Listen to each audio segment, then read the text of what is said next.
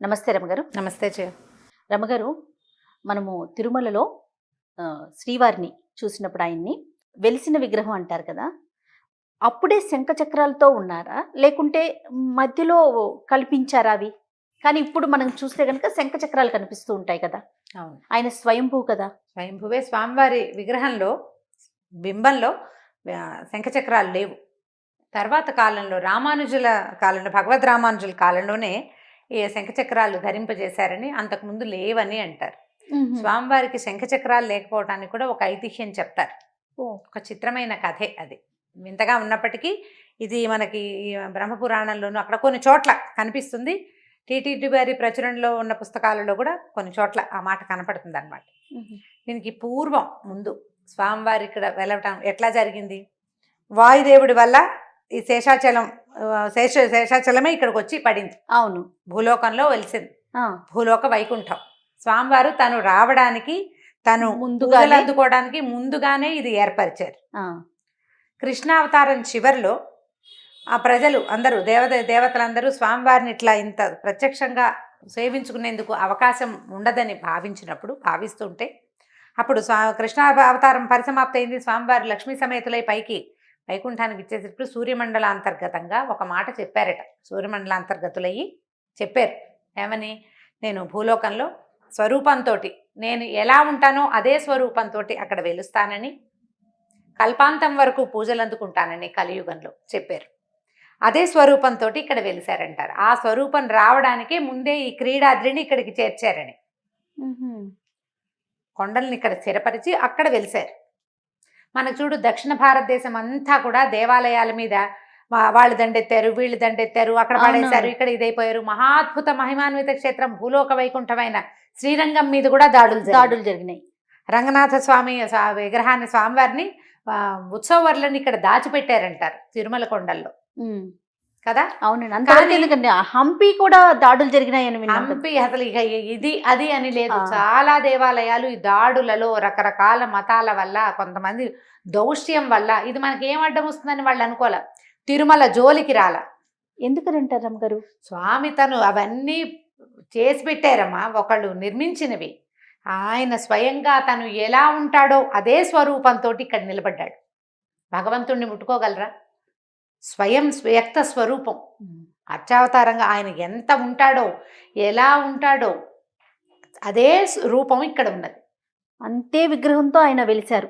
ఎలా ఉన్నవాడు అలాగే వెలుస్తానని చెప్పారు. నన్ను నేనుగా చూపిస్తాను అని. అట్లా వచ్చిన తర్వాత ఇక్కడ ఇది మనకి పరీక్షిన్ మహారాజే కట్టాడు మొట్టమొదటి దేవాలయం అంటాడు. పరీక్షిన్ మహారాజు అంటే ఎప్పటివాడు? శ్రీకృష్ణుడు బతికించినటువంటి ఉత్తరాగర్భ సంజాతుడు. మహాభారత యుద్ధంలో అభిమన్యుడు మరణించిన తర్వాత ఆయన ఏం చేశాడు? మన అశ్వత్థామ అపాండవ మగుగా కానీ అస్త్రం వేశాడు. అవును, అపాండవం అంటే పాండవుల సంతానంతో పాటు గర్భస్థ శిశువులు కూడా పోయేలాగా. అప్పటికే గర్భవతులుగా ఉన్న వాళ్ళవి చిన్న 1 నెల 2 నెలలు నెల తప్పి ఉన్న వాళ్ళ శిశువులు కూడా పోయేలాగా ఉత్తర కనబోతూ ఉంది. ఆమెకు మృత శిశువు జన్మించాడు. అంటే చనిపోయిన శిశువు, స్టిల్ బర్త్ బేబీ. అప్పుడు ద్రౌపదీదేవి ఏడ్చింది, ఇట్లా నా మనవడు కూడా దక్కకుండా అయిపోతాడంటే అప్పుడు శ్రీకృష్ణుడే ఆ శిశువుని రక్షించాడు. ఆ రక్షించడం కూడా ఎట్లా అట, ఆమె గర్భంలోకి ఈ బాణం వెళ్ళకుండా చక్రాన్ని అడ్డు పెట్టాడని ఒక కథ చెప్తారు. శ్రీకృష్ణ పరమాత్మ వల్ల జీవించాడు పరీక్షిత్తు. పరీక్షిత్తు ఉన్న కాలంలోనే కలి ప్రవేశించాడు చివర్లో. అందుకే పరీక్ష మహారాజుకు మరణం సంభవించింది. కలి ప్రవేశం వల్లే అంత సాత్వికుడు, అత్యద్భుతం, భగవంతుని పరంధాముని యొక్క కరుణతో బతికిన వాడైనా కూడా ఒక్క చిన్న క్షణంలో కోపోద్రిక్తుడై పొరపాటు చేశాడు. ఆయన చేయకూడని పని.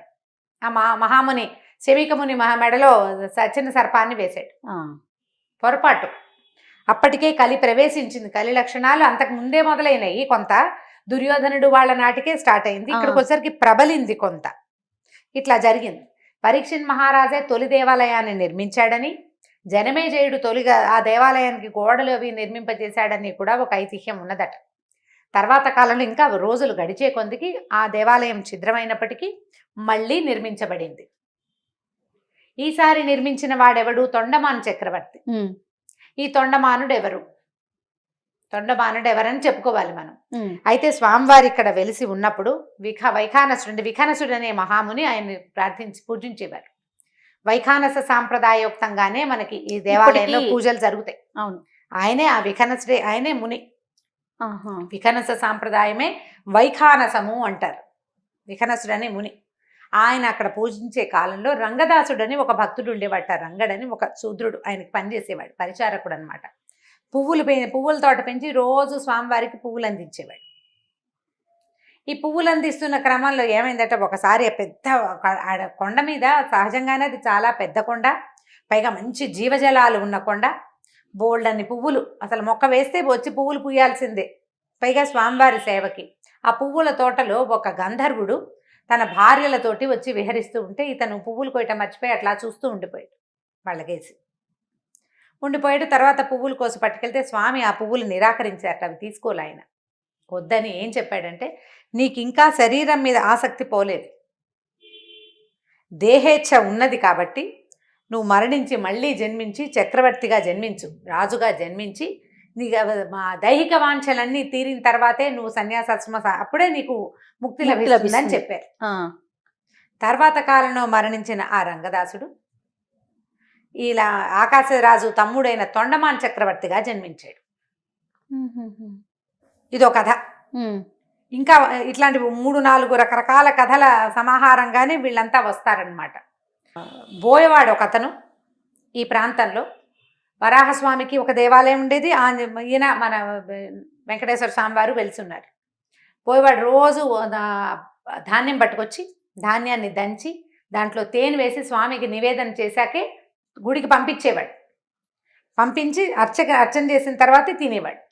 ఒకనాడు ఎక్కడికో వెళ్తూ తన కుమారుడైన సువీరుడు వాడికి అప్పచెప్పి, నువ్వు స్వామివారికి నివేదన చేయమంటే తేనె తెచ్చే లోపల ఈ అన్నాన్ని తను కూర్చున్న చోటు నుంచే స్వామికి నివేదన చేసి తినేశాడట కుమారుడు. కోపం పట్టలేక స్వామికి నివేదన జరగలేదని తల నరికేశాడట తండ్రి. అయితే స్వామి ప్రత్యక్షమై అక్కడికి వచ్చి, వరాహస్వామి అని చెప్తారు, ప్రత్యక్షమై వీడు మహాభక్తుడు, నీ వల్ల ఇలా జరిగింది కాబట్టి వీడు ఆకాశరాజుగా పుడతాడని చెప్పాడు. ఆ ఆకాశరాజుకు తమ్ముడుగానే ఈ తొండమానుడు జన్మించాడు. ఓహో. ఈ తొండమానుడు కూడా చాలా చిత్రమైన కథ ఉంది. ఒక నాగకన్యని వివాహం చేసుకున్నాడు వాళ్ళ తండ్రి, ఆకాశరాజు యొక్క తండ్రి. పెళ్లి చేసుకుని ఆవిడకు ఒక ఉంగరం ఆనవాలుగా ఇచ్చాడు. ఇచ్చి నీ కుమారుడికి రాజ్యం పట్టాభిషేకం చేయమని ఆవిడ అడిగితే ఒప్పుకున్నాడు. అప్పటికే ఆకాశరాజు జన్మించున్నాడు. తర్వాత కుమారుడు జన్మించాక వాళ్ళ నాగరాజు వంశస్థులంతా ఈయన అడిగారు, నీ పిల్లవాడికి పట్టాభిషేకం ఉంటే, నేను అట్లా చేయలేను, ఆకాశరాజు ఉన్నాడు, పెద్దవాడు ఉన్నాడు కాబట్టి అతనికే రాజ్యం ఇస్తానన్నాడు తండ్రి. అయితే వీళ్ళు దుఃఖించారు చాలా. అప్పుడు ఆయన ఏమన్నాడంటే, వీడికి రాజు అయ్యే అర్హత ఏముంటే, ఎలా అవుతాడు, అవగలిగే అర్హత ఉంటే వాడికే వస్తుంది అని చెప్పి, ఎక్కడ ఉంది అది, ఎక్కడెక్కడో సముద్రాలు, అసలు పాతాళంలో సముద్రాల దగ్గర అట్లా ఉంటారు నాగరాజులు, ఇక్కడెందుకు ఉంటారు, అక్కడెక్కడో ఉంటారు కదా. సమీపంలో ఉన్న ఒక దొండ తీగని పసిబాలుడికి చుట్టి సముద్రంలో వదిలిపెట్టాడు. దొండతీగ. ఆ దొండతీగతో బతికి రాజయ్యే అర్హత ఉంటే ఈ సముద్రాన్ని తరించి వస్తాడు పిల్లాడు అని. ఆ పిల్లాడు సముద్రంలో కొట్టుకుంటూ వచ్చి నది ఒడ్డును దొరికేది, సముద్రపు ఒడ్డును దొరికేట జాలర్లకి. వాళ్ళు తీసుకొచ్చి ఇచ్చారు. దొండతీగతో కట్టి ఉన్నాడు కాబట్టి రాజకుమారుడు అని తెలుసుకున్నారు వాళ్ళు. అట్లా దొండతీగతో కట్టి ఉన్నాడు ఈ అందుకని ఆయన దొండమానుడు అయ్యాడు. చంద్రమాన్ చక్రవర్తి అయ్యాడు. అప్పుడు ఈయన ఏం చేశాడట, ఒక భూభాగాన్ని నారాయణ వనాన్నేమో ఆకాశరాజుకి, మిగిలిన దాన్ని ఊరిని డెవలప్ చేసి తొండమండలం, ఆ తొండమండలాన్ని ఈ తొండమాన్ చక్రవర్తికి ఇచ్చాడు.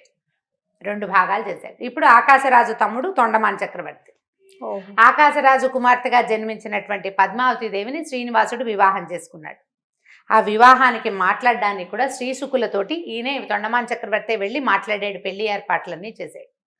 తర్వాత స్వామికి చక్కటి విమాన గోపురాలతోటి దేవాలయం నిర్మించాడు. నిత్యము సంభాషించేవాడు. తొండమాన్ చక్రవర్తి ఈయనకి సమస్తమైనవి ఏర్పరిచాడట, దేవాలయానికి కావాల్సినవి. బంగారు పుష్పాలతో పూజించేవాడు స్వామిని. అయితే ఒకసారి తొండమాన్ మరి గుడి కట్టాడు పినమావ గారు, మహాభక్తుడు ముందు జన్మలో. అయితే ఆయన ఒకసారి ఒక యుద్ధం చేయడానికి వెళ్ళేట.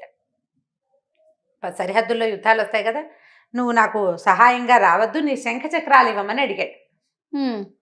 ఆ శంఖ చక్రాలని తీసుకెళ్ళాడు. స్వామివారివి సుదర్శన చక్రము, పాంచజన్యము, ఆ రెండింటిని తీసుకెళ్ళాడు. శంఖం పేరు పాంచజన్యం, అవును, చక్రం పేరు సుదర్శనం. ఇవి రెండూ తీసుకెళ్ళాడు. శంఖము, పాంచజన్యము, తర్వాత మీ చక్రం వల్ల యుద్ధంలో గెలిచాడు. తిరిగి వచ్చి స్వామికి అదంతా నివేదించి, నీవు లేకపోయినా ఈ శంఖ చక్రాలతోటి నేను యుద్ధం చేయించాను. ఎక్కడున్నా ఈ శంఖ చక్రాలు నీ ఎందే ఉంటాయి.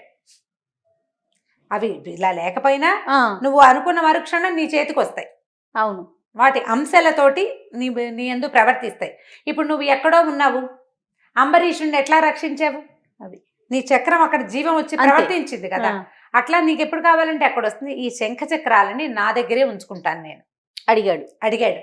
నాకు నీ శంఖ చక్రాలు ఇచ్చావని గుర్తుగా శంఖ చక్రాలు లేని స్వరూపంతో ఇక్కడ ఉండు నువ్వు అని అడిగాడట. తొండమాన్ చక్రవర్తికి ఇచ్చాడు. తొండమానుడి యందు ప్రీతితో, తొండమానుడి భక్తికి సంతోషించి భగవంతుడు ఈ శంఖ చక్రాలని తొండమానుడికి ఇచ్చాడనే ప్రథ, ఆ గొప్ప నాకు కావాలి అని అడిగితే ఇది వింతైన కోరిక అయినప్పటికీ సరేనన్నారట స్వామి. శంఖ చక్రాలు లేకుండానే అక్కడ శిలాస్వరూపంగా వెలిశారు. మరి మరలా ఎందుకు పెట్టారు రమ్మగారు? తర్వాత కాలంలో, ఇప్పుడు చాలా కాలం, ఎన్ని వేల సంవత్సరాల నుంచి ఉన్నారు కదా, ఒక్కొక్కళ్ళు ఒక్కొక్క రకంగా భావించేవారు. మనకి ఎలా అంటే మతాలు రకరకాలు మారిపోయినాయి. కొంతమంది శైవులు ఎక్కువగా ఉన్నారు. తర్వాత శివారాధన లాగా చేసేవాళ్ళు. ఈయన్ని కుమారస్వామిగా భావించేవాళ్ళు కొంతమంది, శాక్తేయులు శక్తి రూపంగా భావించేవాళ్ళు కొంతమంది, ఈయన పరమేశ్వరుడని, పరమేశ్వర స్వరూపమే ఉన్నదని భావించే వాళ్ళు కూడా కొంతమంది తయారయ్యారు. అప్పుడు ఆ కాలంలో ఈ రామానుజులు, భగవద్ రామానుజులు వచ్చాక ఈయన పూర్తిగా నారాయణ స్వరూపమేనండి. దానికి బోలెడన్ని అంటే మన ముందున్న ఐతిహ్యాలు, పురాణాలు, వాటి స్వరూపాలు ఎట్లా ఉంటాయి, ఈయన ఎలా ఉంటాడు, పద్మపత్ర ఐతాక్షుడు, ఇలాంటి నాసిక, ఇలాంటి పెదిమలు, ఇంత శరీరము, చెస్ట్ మీద అంటే గుండెల మీద ఉన్నటువంటి శ్రీవత్సలాంఛనము, కుడివైపు ఉన్నటువంటి లక్ష్మీదేవి, కానీ అమ్మవారు అది శిలాస్వరూపంలోనే ఉన్నారు కదా. అవును. తర్వాత ఏమో యజ్ఞోపవీతము, మొలనూలు రెండు ఉన్నాయి స్వామివారికి. వీటన్నిటితోటి ఈయన పూర్తిగా విష్ణు స్వరూపమేనని ఆయన ఏం చేశారట, భావాల్లో దీంతో శంఖచక్రాలు, త్రిశూలము అవన్నీ ఆయుధాలుగా స్వామివారి దగ్గర పెట్టి తలుపులు బిగించారట. రాత్రి నీవి ఏ ఆయుధాలైతే అవి నువ్వు తీసుకోమని కోరారు. మర్నాడు ఉదయం తలుపు తీసేసరికి శంఖచక్రాలు స్వామివారిని చేరి ఉన్నాయని చెప్తారు. ఇది కథ కావచ్చు, కల్పితం కావచ్చు, కానీ ఇలా జరిగిందని ఆ తర్వాత రామానుజులే ఇక్కడ వైఖానస ఆగమ విధాన్ని, ఏకాంగి వ్యవస్థని, మఠాలని అన్నిటినీ సరిగ్గా సరిచేశారు. పూజా విధానాన్ని సరిచేశారు. అన్నిటినీ సరిచేసి శంఖచక్రాలని బిగించేశారు. స్వామివారి పై చేతులు, ఊర్ధ్వహస్తాలు ఉన్నాయి, ఇట్లా పైకి ఉన్నాయి చేతులు, ఊర్ధ్వహస్తాలు రెండింటికి ఇవి ఏర్పరిచారు. రామానుజులు చేసిందే ఆ పని. పోనీ భగవద్ రామానుజులు ఈ పని చేయకపోయినప్పటికీ ఈయన సాక్షాత్ విష్ణువు. వక్షస్థలంలో లక్ష్మీదేవి ఉండే స్వరూపం ఇంకా ఏదీ లేదు ఇన్ని భగవత్ స్వరూపాలలోనూ. ఆయనకి తప్ప అవకాశమే లేదు, ఎవరికీ లేదు. వక్షస్థల లక్ష్మి ఆవిడ ఖచ్చితంగా విగ్రహ స్వరూపంలోనే మనకు కనపడుతూ ఉంటుంది. ఆ వక్షస్థల లక్ష్మికే కదా రోజు గంధపు ముద్ద పెడతారు అమ్మవారికి. అభిషేకం చేసేటప్పుడు కూడా అమ్మవారు విగ్రహ రూపంలోనే ఉన్నది. మానవ మాతృడు చెక్కిన విగ్రహం కాదు, మనుషులు చెక్కినది కాదు, మనుషుల వల్ల కాదు ఆ స్వరూపాన్ని చేయటం. అసలు ముట్టుకునేందుకు కూడా లేదు. ఈ అర్చకులలో కూడా కేవలం ఒకరిద్దరికి మాత్రమే ఆ అవకాశం ఉంది, అందరికీ అటువంటి అవకాశం లేదు. అర్చనలప్పుడు, అభిషేక దర్శనాలప్పుడు మనం తెలుసుకుంటాం, చూస్తూ ఉంటాం, వెళ్ళిన వాళ్ళు చూస్తాం. సమున్నత ఆకారం అసలు కనపడుతుంటే స్వామి మీద అట్నుంచి అటు ఇటు పోదు, పూర్తి స్వరూపాన్ని కూడా పరిశీలించలేకపోతాం. అవునండి, అసలు ఆకర్షణ, ఆ భగవద్ ఆకర్షణ, అది విగ్రహం అయితే కాదు కదా. విగ్రహం అయితే పరిశీలించగలిగే వాళ్ళం. స్వామి అట్లా నిలబడి ఉన్నాడు. ఆయన చూస్తూ ఏవైపు చూస్తే మనం అక్కడ ఉండిపోవాల్సిందే. ఇంకో పక్కకి వెళ్ళగలిగే శక్తి మానవ కంటికి, మానవుల కళ్ళకు ఉంటుందా? ఉండదు. ఇంకా ఎక్కడ ఈ రకమైనది లేనే లేదు ప్రపంచంలో. అందుకని ఈ శంఖచక్రాలు వదిలిపెట్టాడని, తర్వాత స్వామిని వీరేనని మనకి సుప్రతిష్టంగా తెలియటం కోసమే శంఖచక్రాలని ఏర్పరిచారని చెప్తారు. తొండమాన్ చక్రవర్తికి ఇచ్చాడని కథ. దీని వెనకాల ఇంత ప్రాశస్త్యం ఉందా ఎన్ని రకాల విషయాలు ఉన్నాయో కదా. చూడు. ఇందులో ఎక్కడ ఒకటి అరా చిన్న చిన్న డీటెయిల్స్ అటు ఇటు అయినా కూడా జరిగినది ఇది అని మనకి కొన్ని కథల ద్వారా తెలుస్తుంది. రమగారు మీరు చెప్తున్నారు కదా, దేన్ని ఆధారంగా చేసుకొని చెప్తున్నారు అంటే మీరు ఏ పుస్తకాలని చూసి చెప్తున్నారు మనకి? టీటీడీ వారు చాలా పుస్తకాలు ప్రచురించారు జయ. ఆహా. తిరుమల తిరుపతిని గురించి, తర్వాత ఏమో తిరుమల లీలామృతం అని, మన వెంకటాచల మహత్యము, చాలా పుస్తకాలు ఉన్నాయి. ఏవో ఒకటి చదువుతూ ఉండటం వల్ల వాటిలలో ప్రత్యేకంగా చెప్పబడింది. కొంచెం నా భాష ఉంటుంది కదా, అది కొంత నా భాష ఉంటుంది. విషయం అయితే అక్కడిదే, ఆ. వేరే బయట ఎవరైనా రాసిన పుస్తకాలు తీసుకోలేదు, టీటీడీ వారి ప్రచురణలో నుంచే తీసుకున్నాం అనమాట. అదైతే అథెంటిక్ కదా. అవును అవును. ఇలాంటిది ఒక కథ ఉన్నది. అద్భుతం, మహాద్భుతం. నమస్తే. నమస్తే జయ.